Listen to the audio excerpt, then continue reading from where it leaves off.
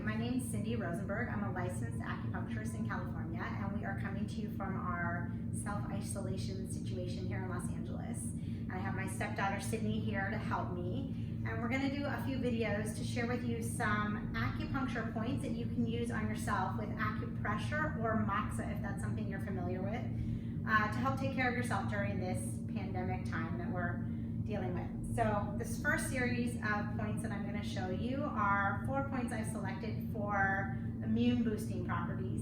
There is a little bit of information coming out of China right now about how traditional Chinese medicine has been used to help combat this COVID-19 bug. And they have shared a lot of herbal information, but also a little bit of acupuncture and acupressure information, and specifically moxa. So if moxa is something you know how to use at home, then these points that I share with you, you could do moxa on them instead of acupressure. But I'm going to demonstrate acupressure because that's what most people have available to them. So the first point I'm going to demonstrate is stomach 36, and it's found on the outer edge of the leg.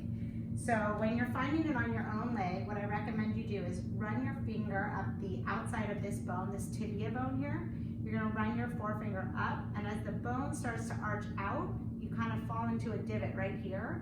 Do you feel that? It's a little tender. So it's pretty obvious on most people. So you run your finger up the leg and you fall into this little divot here. And then you're going to do circles counterclockwise or clockwise, whatever's comfortable for you. And this is something you could do on your family member or you could do for yourself. So this point, stomach 36, if you want to look it up online, you can also find pictures.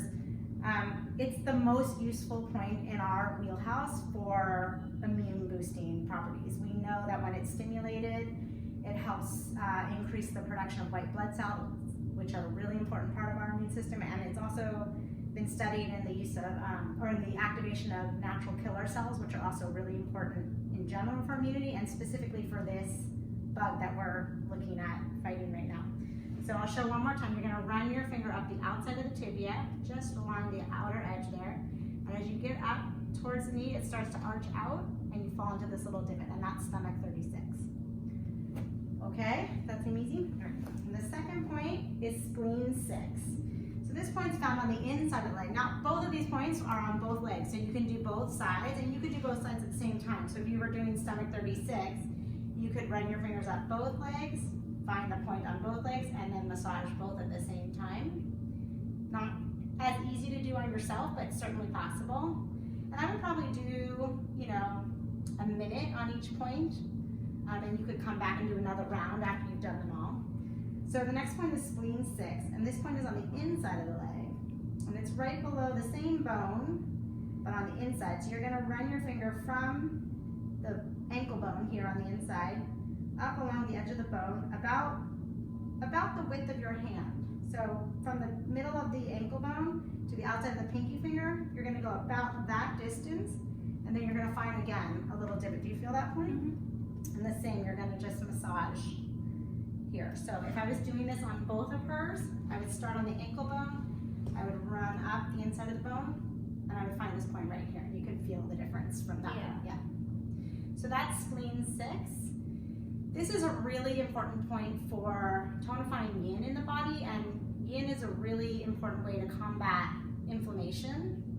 And it's also, it's on the spleen channel, and the spleen is, in our medicine, kind of a central channel, a central function in the body to fight infection, inflammation, and to keep dampness down, which affects congestion and fluids in the lungs and in the respiratory organs.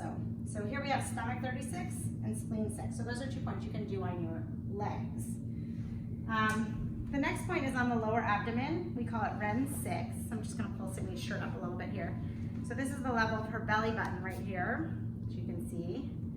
And I'm just going to find this point about 1.5 inches below the belly button. So directly in the middle, right below the belly button. And to be honest, you don't need to find a pinpoint.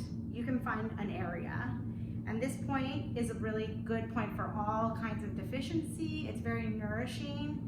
If you want to put a heat pad on it, that would probably be really nice and helpful. Moxa on this point is really useful for consolidating qi and helping us be strong.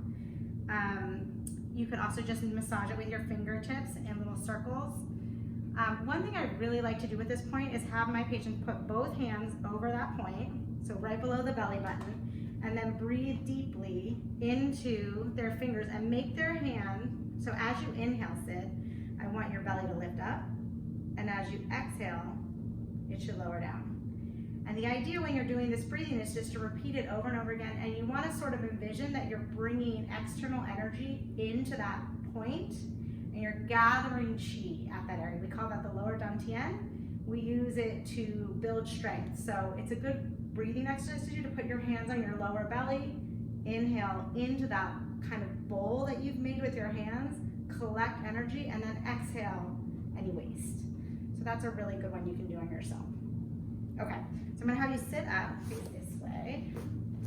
So this last point is on the lung channel, and because this bug in particular is a respiratory bug, I thought the lung channel point would be good. Plus, lung 7 is it's a very important point in the body. We use it for what we call releasing the exterior, which is like early stage of any kind of cold or flu. It's a really useful point, and also just keeping the lungs healthy. So the easiest way to find this point on yourself is to take your thumb and your forefinger and cross them. So bring one hand up and bring them together at the thumbs.